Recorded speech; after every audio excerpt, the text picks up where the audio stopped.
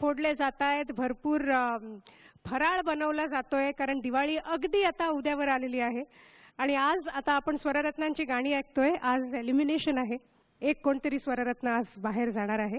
पण त्याआधी बरीच गाणी उरलेली आहेत आणि ह्या क्षणी आपल्या समोर येते साधनाची सुरीली नुपुरा.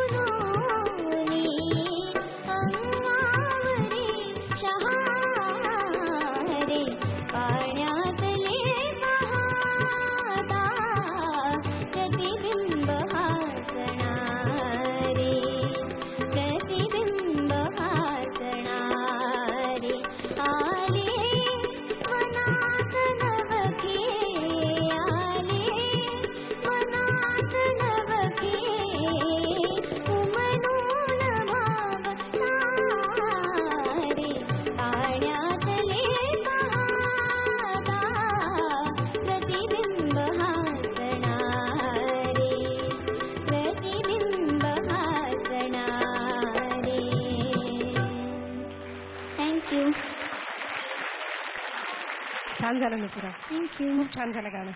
पण हे गाणं तू बसवण्यासाठी पुण्याकडे गेली होतीस, सांग बघू आम्हाला सगळ्यांना ते ऐकायला आवडेल. खळे काकांकडे गेलेली. खळे काकांकडे गेली होती आणि खळे काकांनी स्वतः बसवून घेतलं तुझं हे गाणं ना? हो. काय म्हणाले सांग.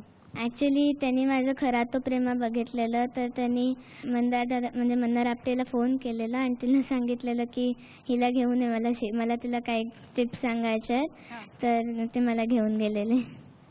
आणि मग हे गाणं पूर्ण तू त्यांच्याकडनं बसवून घेतलं. हो. आणि ते आपला कार्यक्रम बघतात. ते म्हणालेले की मी रोज बघणार आता कार्यक्रम. वंडरफुल. चला, म्हणजे खळे काकांचे आशीर्वाद आपल्या या कार्यक्रमाला मिळाले, हे खूप खूप मोठी गोष्ट झाली आपल्यासाठी, हो ना? आणि खळे काका, तुम्ही हा कार्यक्रम आता बघत असाल आणि आम्हा सर्वांतर्फे तुम्हाला दिवाळीच्या खूप खूप शुभेच्छा. आणि तुमचा आशीर्वाद नेहमीच सगळ्या चांगल्या गाणाऱ्यांच्या पाठीमागे राहिलेला आहे. तसाच ह्या कार्यक्रमाच्या बरोबर सुद्धा तुमचा आशीर्वाद आम्हाला पाहिजे. So once again wish you very happy Diwali. आणि आनंदजी, तुमच्यापासून सुरुवात करूया. खरं म्हणजे या गाण्याबद्दल बोलायचं तर हे गाणं खळे काकांनी तुला बसवलं हे भाग्य मला सुद्धा लाभलेलं नाही. माझ्या वडिलांनी सुद्धा फक्त 4 गाणी त्यांच्या म्युझिकमध्ये, संगीतामध्ये गायलेली आहेत गणपतीची, पण हे मला सुद्धा लाभलं नाही, ते तुला लाभलं. त्यामुळं त्यांच्यासाठी खास माझ्याकडून त्यांना साष्टांग प्रणाम. गाणं छान झालं, पण तरी सुद्धा तू कन्फ्यूज मध्ये गात होतीस. जर खुल्लं गायला असतंस तर अजून चांगलं गाणं झालं असतं.